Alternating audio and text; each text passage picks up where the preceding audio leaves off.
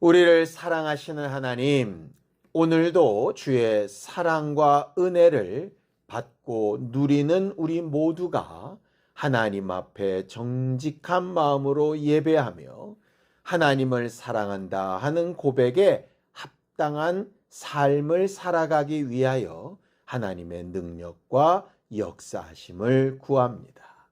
우리의 연약하고 부족한 것을 채우시고 만들어가 주셔서 주 예수 그리스도와 한 몸 된 교회로서의 모습을 거룩하게 만들어가는 귀한 성도들이 되도록 우리를 되돌아보아 주시옵소서.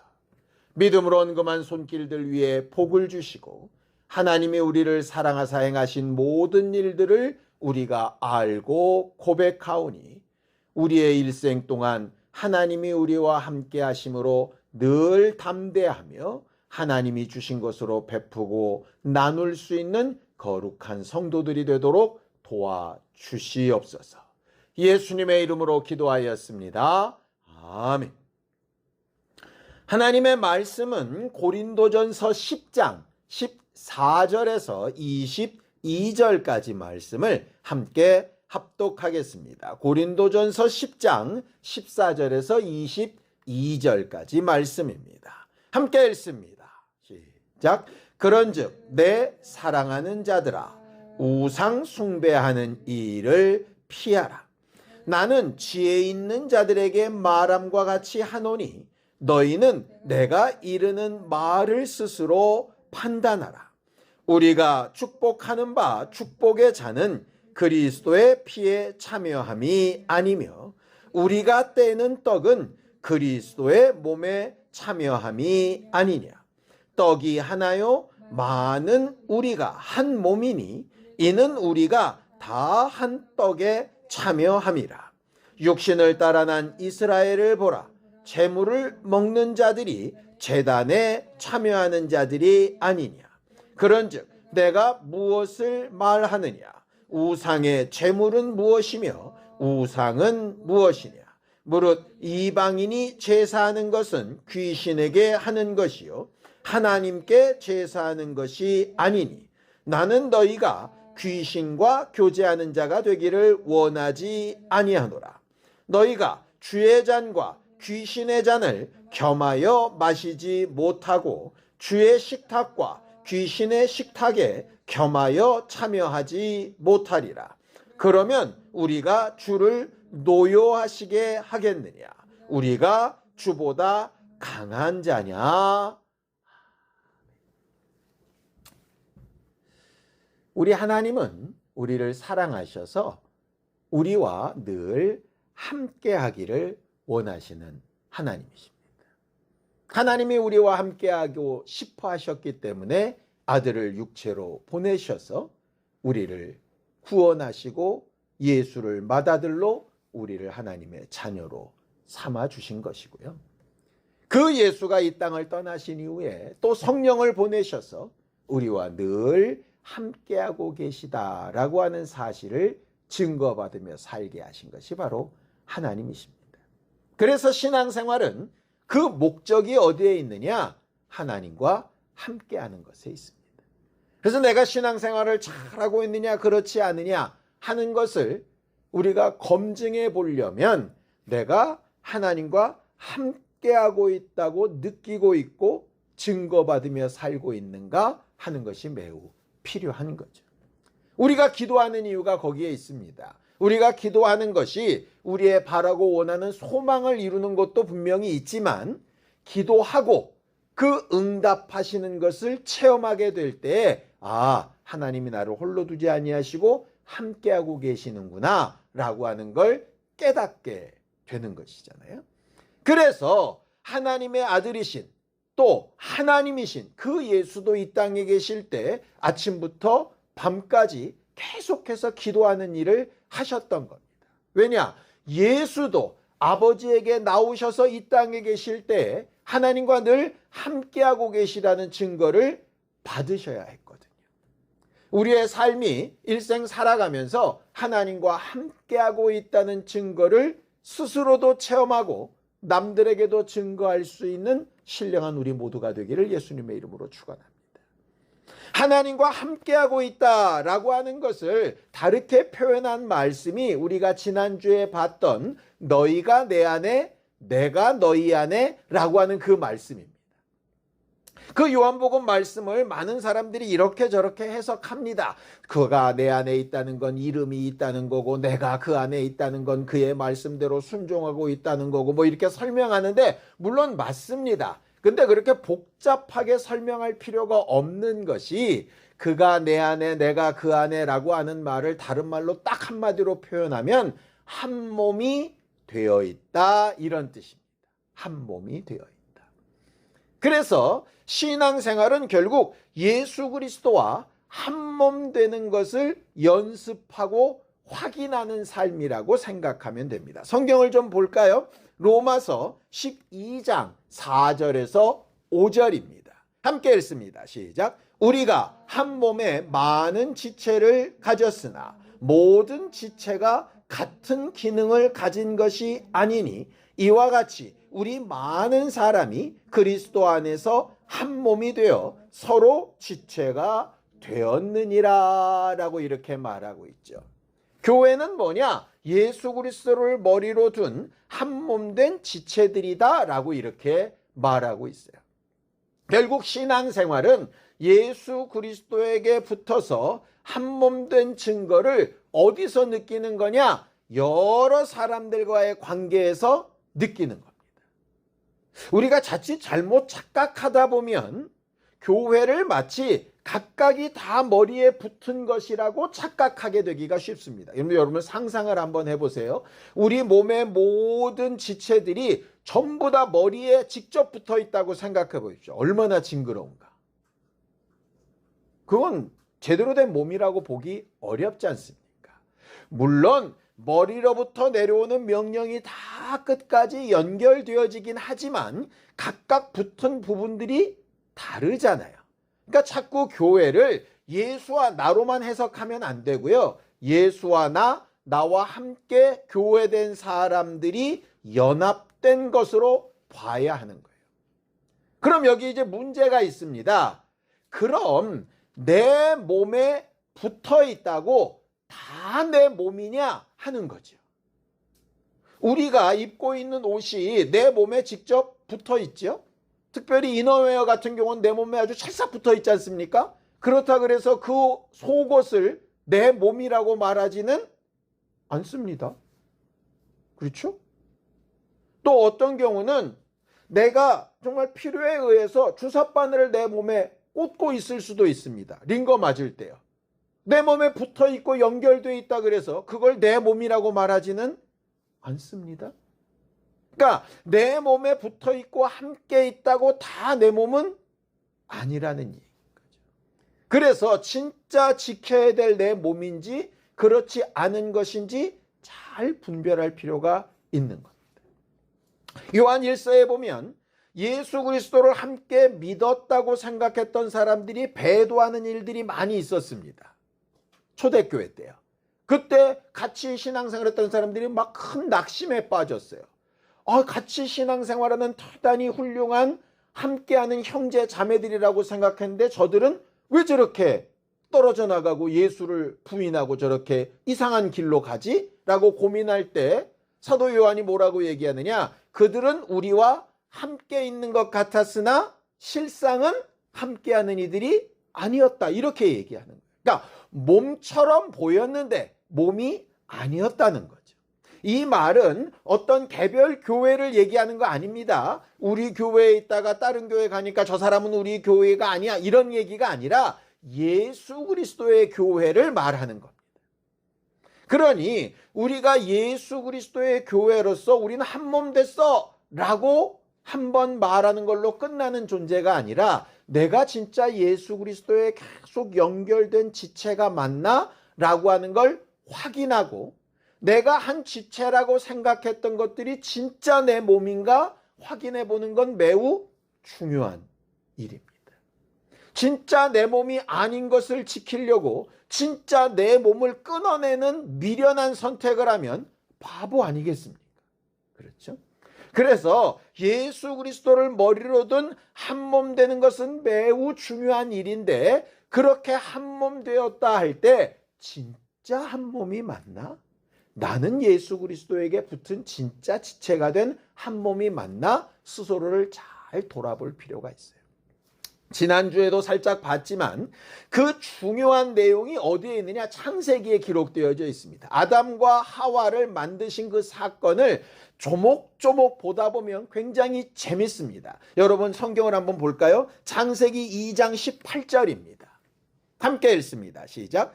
여호와 하나님이 이르시되 사람이 혼자 사는 것이 좋지 아니하니 내가 그를 위하여 돕는 배필을 지으리라 하시고 라고 이렇게 되어져 있습니다. 그러면 18절에 이렇게 되어 있으면 19절에 무슨 말이 나와야 될 것 같습니까? 하나님이 그를 깊이 잠들게 하시고 갈빗뼈를 빼어 그로 하와를 만드시고 이렇게 돼야 될 것 같잖아요.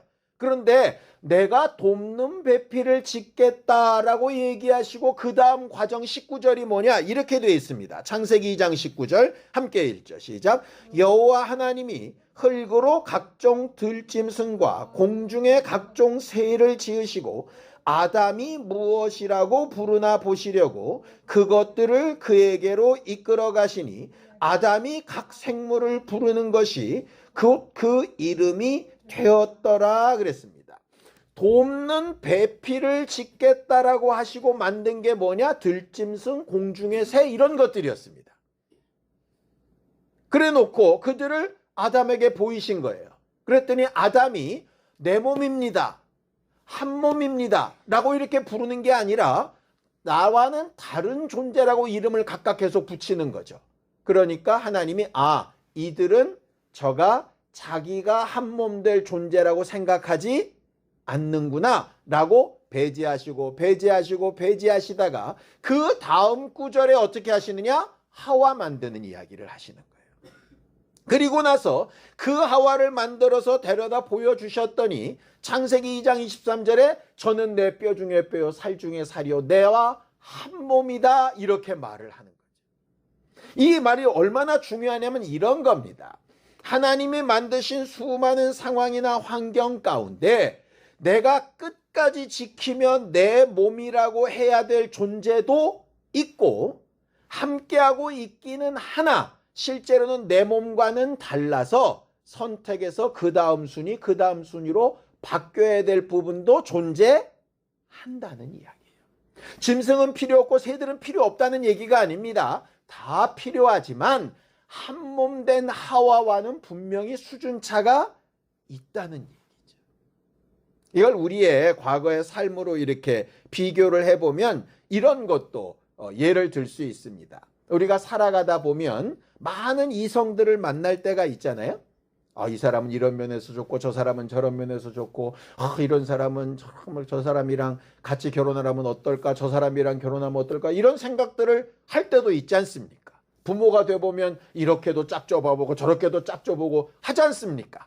그게 결국은 그냥 조건도 좋고 상황도 좋고 보는 것도 좋고 뭐 여러 가지 상황도 좋고 할 수 있잖아요. 그런데 정말 하나님께서 한 몸 되게 하셔서 짝지어 주신 것은 그것과 분명히 다른 부분이 존재한다는 거죠. 물론 하나님이 너는 너 이렇게 운명적으로 짝졌다는 얘기가 아니라 그렇게 수없이 지나가는 사람들이 있을 수 있지만 그 중에 정말 내 한 몸이다라고 부를 수 있는 내 짝은 하나라는 거예요. 그걸 구분해내는 게 지혜고 어찌 보면 영감이고 그걸 잘 선택하는 게 사실은 복이죠.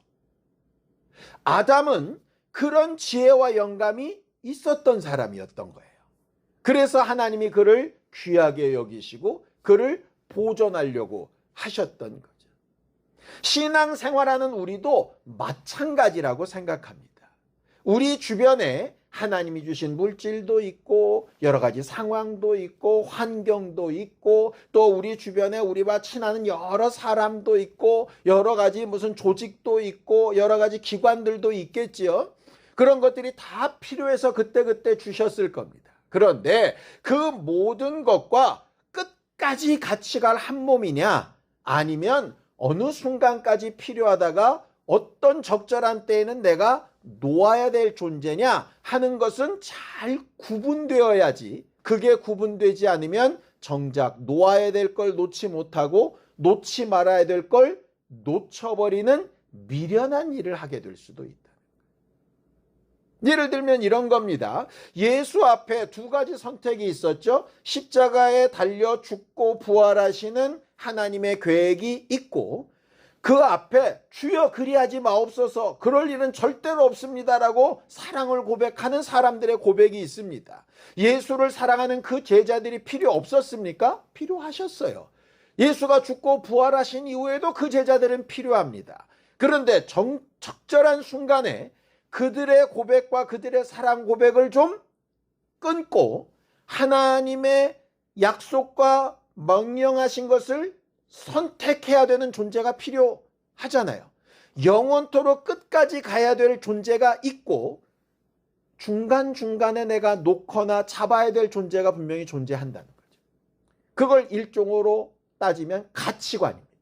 그 가치관에 따라서 제대로 선택하며 살면 행복하고 하나님의 뜻대로 가는 삶이 되는데, 그렇지 않으면 가룟 유다처럼 되기가 쉬운 거죠. 바리새인이나 서기관들처럼 되기가 쉬운 겁니다.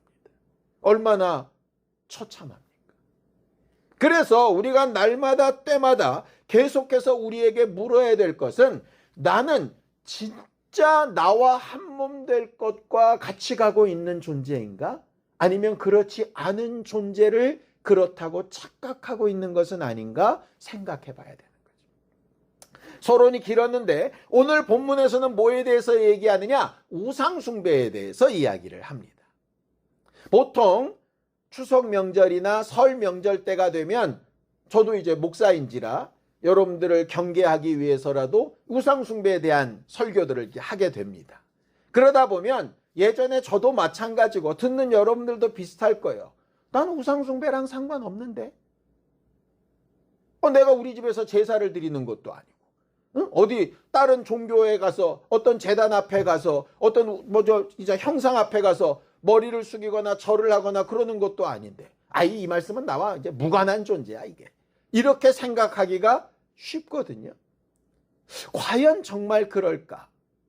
성경은 우상 숭배를 단순히 어떤 형상을 만들어 놓고 그 앞에 제사상을 차려놓고 절하는 것만을 우상 숭배라고 말하고 있진 않거든요.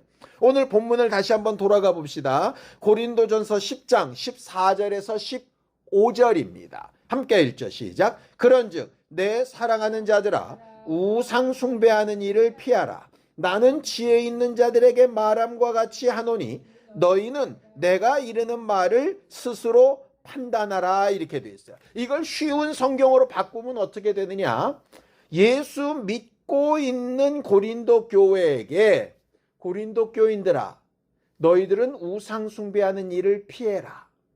너희가 스스로 지혜 있다고 생각하니 너희가 정말로 우상 숭배와 상관이 없는지 한번 스스로 판단해봐라.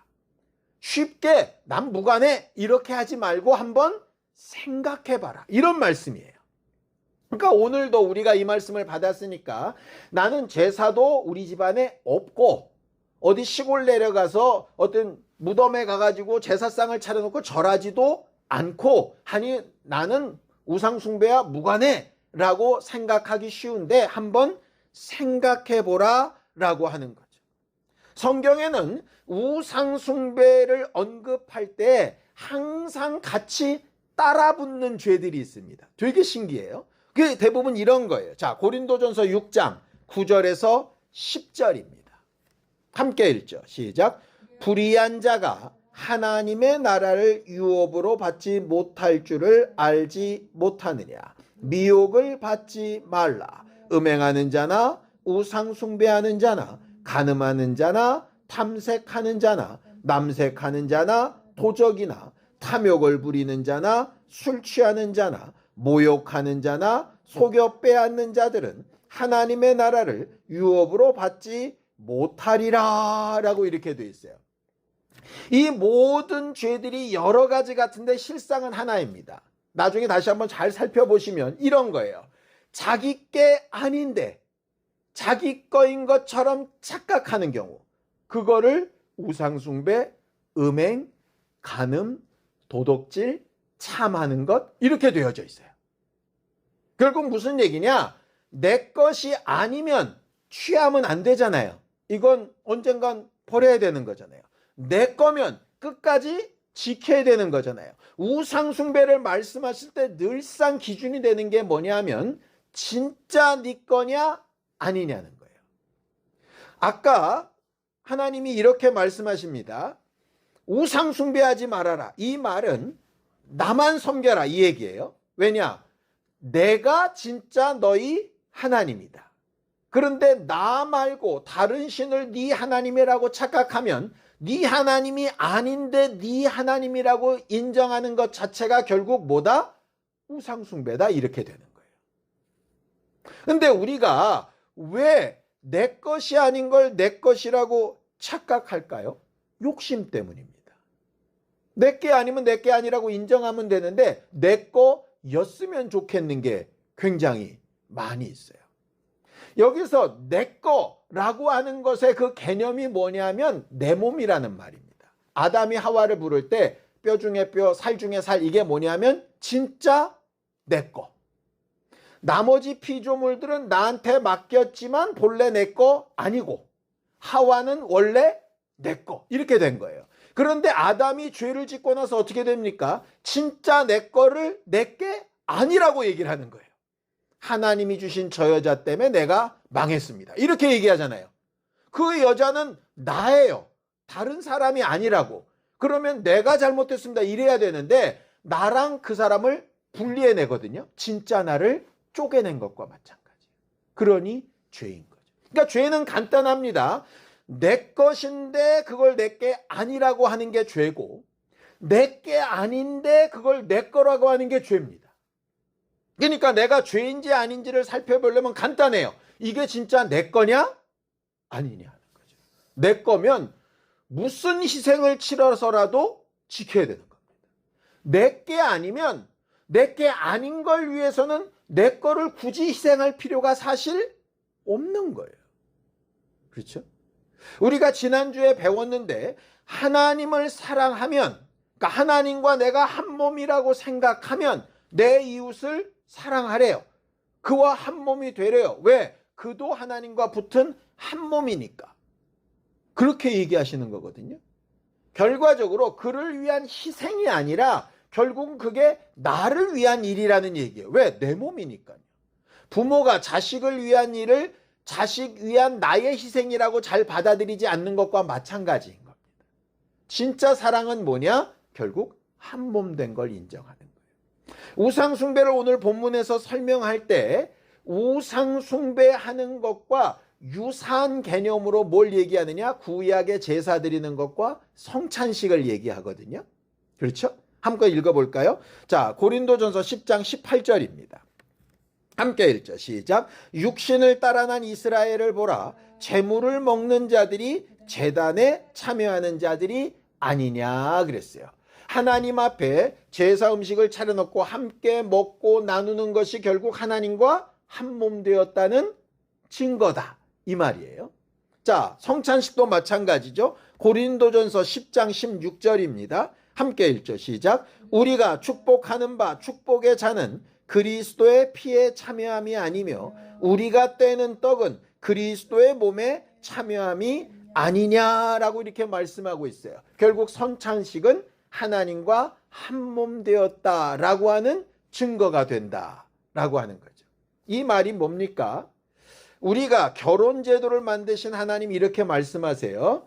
둘이 합하여 한 몸이 되었다. 하나님이 짝지어진 것을 어떻게 할 수 없다? 나눌 수 없다는 얘기야. 한 몸이라는 얘기는 뗄래야 뗄 수 없다는 얘기예요. 반대로 얘기하면 한 몸이 아니라는 얘기는 떼려고 하면 뗄 수 있다는 얘기예요.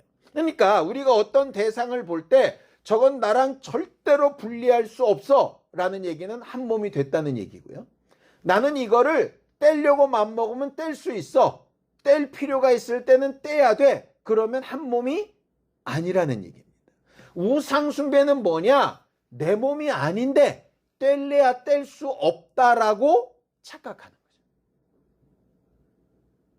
이해가 되시나요? 그러니까 이렇게 생각해야 됩니다. 뗄래야 뗄 수 없고 절대로 나는 이것을 무시할 수 없어 라고 하는 게 결국 내 몸이라는 얘기인데, 그게 아닌데 그렇게 여기고 있다면 그 부분이 뭐라는 얘기냐? 우상숭배라는 얘기. 그래서 실제로 어떤 중독 있지 않습니까? 중독. 담배가 됐든 술이 됐든 어떤 쇼핑이 됐든 뭐 어떤 나름 중독, 도박이 됐든 중독이 뭡니까? 끊을 수 없는 거잖아요. 끊으려고 해도 안 되는 거잖아요. 그게 이미 내 몸이 돼버린 거예요. 그걸 성경은 아까 말한 대로 술 취한 걸 우상숭배와 간음이랑 같이 보는 이유가 뭐냐면, 술 먹는 게 뭐가 그렇게 죄입니까? 이렇게 얘기할 수 있는데, 술을 한두 잔 마신다는 얘기가 아니라 내 몸이라고 착각해서 못 끊어내는 걸 이야기하는 거예요. 못 끊어내는 거. 그러니까 잘 살펴봐야 되는 겁니다. 나는 뭘 못 끊어내고 있는 사람인가 생각하면 내가 우상숭배를 하고 있나 안 하고 있나 답이 나오는 거죠. 절은 안 합니다. 제사상은 안 차려놓습니다. 근데 못 끊어내는 거예요. 고린도 교회가 계속되는 문제점들이 있는데, 그게 뭐냐면 고린도가 항구 도시인데다가 엄청나게 큰 우상의 신전이 있던 데다가 그들의 삶의 문화가 여전히 고린도스럽다 그러면은 굉장히 저질이고 음란하고 그런 말의 대표격인 것처럼 보일 만큼 그들의 삶이 그랬어요. 그러다 보니까 신앙 생활을 하면서도 뭐를 못 끊냐? 그 부분을 못 끊는 거예요. 그러니까 고린도 지역에서 예배하러 간다 그러면 성전에 있는 창기들과 합하러 가는 거거든요. 근데 교회 안에서도 그런 일이 벌어진 거예요. 그러다 보니까 뭐 그 계모랑 무슨 뭐 그렇게 된 사람이 있으면 교회에서 끊어내고, 이런 교회 안에 말도 없는 추잡스러운 일이 왜 생기느냐? 기존의 삶을 끊어내야 되는데 못 끊어내고 그게 어디까지 들어오냐? 교회까지 들어오는 거예요. 요즘으로 따지면 세상에서 하던 장사가 교회 안으로 들어오는 거예요. 세상에서 하는 불륜이나 이런 게 교회 안에 막 들어오는 거예요.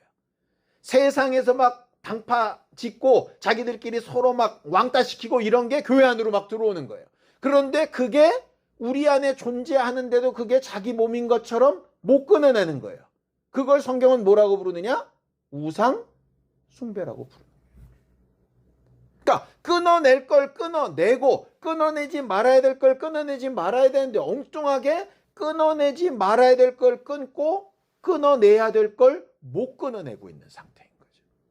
문제는 그걸 내가 문제라고 알면 어떻게든 치료를 받으려고 하겠죠. 예를 들면 우리 몸 안에 분명히 우리 것이기는 했는데 고장이 나거나 잘못된 기능들이 있을 수 있지 않겠습니까? 예를 들어 용종이 생길 수도 있고, 뭐 심하면 암덩어리가 생겼을 수도 있고. 자, 분명히 내 몸이었습니다. 내 몸이었고 나와 함께하는 것이었으니 끝까지 가야 됩니까? 아니죠. 내게 무익하고 잘못된 거라면 어떻게 해야 됩니까? 이거 끊어내고 도려내고 떼어내서라도 살려야 되는 거잖아요. 이미 내 몸이 아닌 걸로 된 거잖아요. 그거는요. 결과적으로 그 부분인 겁니다. 우리가 우상숭배에서 자유하려면 나와 뗄래야 뗄 수 없는 존재이냐, 아니면 내가 당연히 떼어내야 되는 존재이냐를 선택해야 되는 거예요. 자, 성경을 또 보죠. 고린도전서 6장 16절입니다. 함께 읽죠. 시작. 창녀와 합하는 자는 그와 한 몸인 줄을 알지 못하느냐. 일러스되 둘이 한 육체가 된다 하셨나니, 그렇게 되어 있습니다. 그런 면에서 음란도 문제가 되는 거고 불륜도 문제가 되는 거고 이렇게 되는 거죠. 자, 골로새서 3장 5절입니다. 그럼 어떻게 해야 되느냐? 함께 읽죠. 시작. 그러므로 땅에 있는 지체를 죽이라. 곧 음란과 부정과 사욕과 악한 정욕과 탐심이니 탐심은 우상 숭배니라. 이렇게 되어 있죠. 왜 탐심을 우상 숭배라고 그랬느냐? 다른 특별한 죄는 안 짓더라도 모든 사람의 마음에 지금 내가 갖지 못한 걸 갖고 싶어하는 마음은 있습니까? 없습니까? 당연히 있습니다. 이건 가르쳐주지 않아도 태생적으로 나옵니다. 애기들도 같이 장난감을 갖고 놀다가 지 마음에 드는 게 있으면 내 거야 합니다. 그거 지 거 아닙니다. 지가 돈 주고 산 적도 없고 거기에 대해서 대가를 치러본 적도 없습니다. 자기 소유라고 어디에도 증명된 적이 없어요. 그런데 탐심이 있으면 우기기 시작합니다. 그것을 끊어내기 어렵기 때문에 탐심이 우상 숭배라는 거예요. 그러면 제단을 폐하듯 우상을 깨뜨리듯 지금까지 해왔던 제사 제도를 없애버리듯 그 부분을 어떻게 해야 된다는 얘기입니까? 당연히 끊어내고 없애려고 하는 시도가 될 때까지 계속 도전돼야 된다는 얘기죠. 그런데 이걸 우상숭배라고 생각하지 않다 보니까 사람들은 다 그래. 난 그래도 믿음이 있잖아. 난 그래도 제사상은 패했어. 그러면서도 여전히 자기를 위해서 자기 욕심 때문에 다른 이들을 돌아보는 일들은 하지도 못하고 한 몸인지 아닌지도 모르면서 제 마음대로 막 신앙생활을 하면서도 자기는 되게 믿음이 좋다라고 착각을 하고 있는 거예요. 고린도 교회가 딱 그랬기 때문에 우상숭배를 피해라. 지혜 있는 자에게 말하는 것처럼 너희가 지혜 있다 하니 스스로 판단해봐라. 진짜 우상숭배와 네가 상관이 없는 존재냐? 라고 이야기하시는 거예요. 이렇게 말하는 저도 해결하지 못한 부분이 무수히 있겠죠? 그러니 주님 앞에 서게 되는 날까지 우리는 계속해서 우상숭배를 폐하려는 노력이 계속 돼야 되지 않겠습니까? 여러분, 우리가 어떤 사람과 결혼을 했다고 칩시다. 어떤 사람과 결혼을 해서 한 가정을 이루었다면 반드시 변화돼야 될 부분이 필요하겠죠. 총각 때처럼 처녀 때처럼 그렇게 똑같이 살 수 있겠습니까? 없겠습니까? 당연히 없죠. 아니, 결혼을 해가지고 가정을 이루어서도 총각 때처럼 처녀 때처럼 그렇게 친구들 만나고 그렇게 여행 다니고 그렇게 각각의 삶을 살려고 친다면 뭐 하려고 결혼합니까? 한 몸이 됐다는 얘기는 그 이전에 살았던 일정 부분을 끊어내고 새 몸으로서 함께 맞춰가야 될 부분이 필요하다는 거잖아요. 둘이 살던 사람에게 아이가 하나가 생기고 둘이 생겼습니다. 그럼 둘만 살았을 때와의 똑같은 삶을 그렇게 살 수 있나요? 당연히 못 살죠. 그러니 내가 이와 한 몸이 되기 위해서 불필요한 부분, 아니 필요하지만 좀 덜 중요한 부분들을 솎아내고 끊어내는 부분이 필요한 거예요. 그게 지혜고 그게 제대로 된 선택 아니겠습니까? 그걸 성경에서 말한 게 이 말씀이에요. 자, 마가복음 10장 7절에서 9절입니다. 함께 읽습니다. 시작. 이러므로 사람이 그 부모를 떠나서 그 둘이 한 몸이 될지니라. 이러한즉 내가 이제 둘이 아니요 한 몸이니 그러므로 하나님이 짝지어 주신 것을 사람이 나누지 못할지니라 하시더라 라고 이렇게 말하고 있죠. 거기는 부모만 이야기하고 있지만 부모뿐이겠습니까? 지금까지 내가 생각해왔던 거, 내가 스스로 가지고 있었던 취미, 내가 스스로 해왔던 어떤 중독에 관련된 부분, 내가 스스로 바꾸지 못했던 여러 가지 삶의 환경이나 이런 것들, 내가 스스로 옳다 생각하며 세워놨던 가치관들, 그런 것들을 떠나지 않고서 어떻게 한 몸이 되겠냐고요. 예수 그리스도와 우리와 한 몸이 되었다고 하는데 내가 예수와 온전히 한 몸 된 제대로 된 교회라면 지금까지 내가 살아왔던 과거부터 가지고 있었던 그것들을 그대로 유지하면서 예수도 잘 믿는 삶이 가능하겠습니까? 불가능합니다. 그러니 우리가 지금까지 옳다 믿었던 것, 지금까지 꼭 필요하다고 생각했던 것, 그것을 가장 우선순위에 놓아야 된다고 생각했던 것 중에 진짜 내 몸이 아닌 것을 좀 떠나고 진짜 내 몸으로 찰싹 붙어야 되는 것을 절대로 놓치지 않기 위해서 말씀을 읽고 영감을 구하고 기도하여 하나님으로부터는 지혜를 얻고 하는 겸손함이 매우 필요하다는 거예요.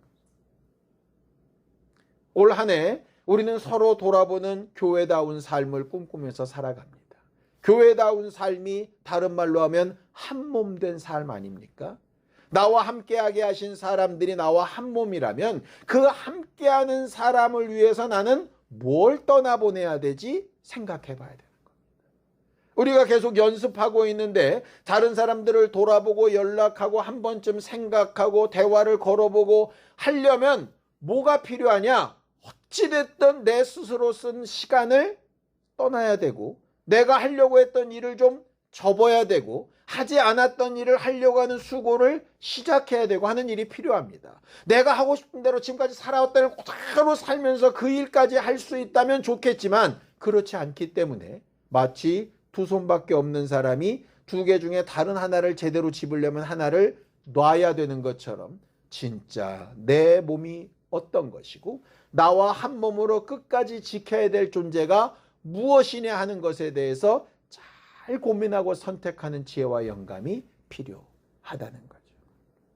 이번 명절에 우리가 가족들도 만나고 주변의 사람들도 만나게 될 텐데 그 모든 관계 가운데 스스로에게 한번 물어봤으면 좋겠습니다.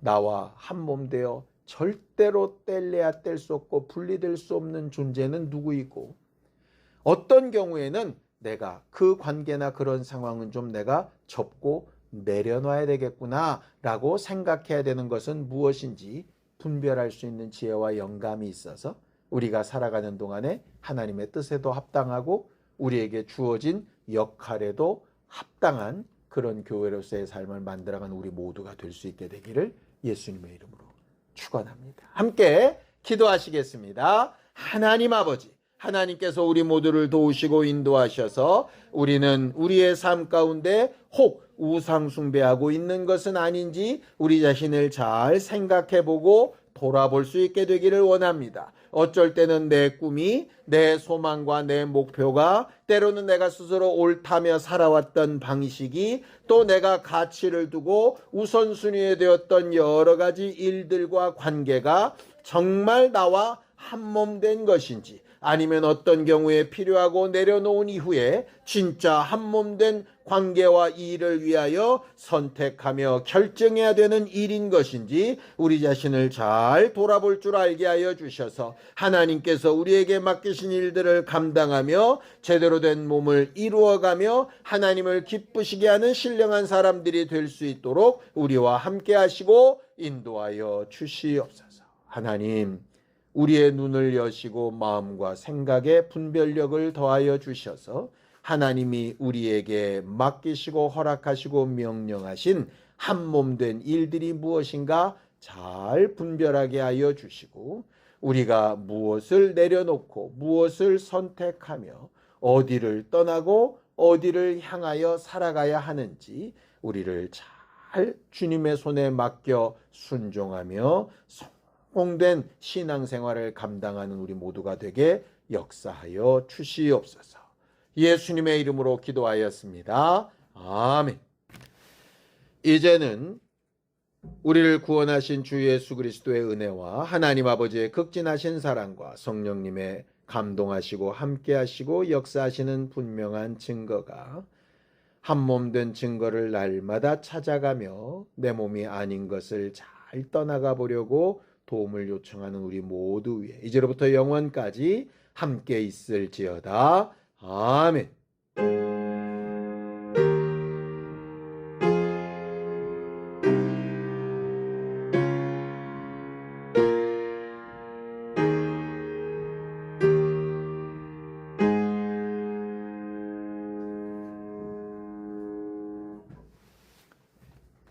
우리 예배 받으신 하나님 앞에 감사하는 박수 하시면서 끝내겠습니다. 수고하셨습니다. 감사합니다.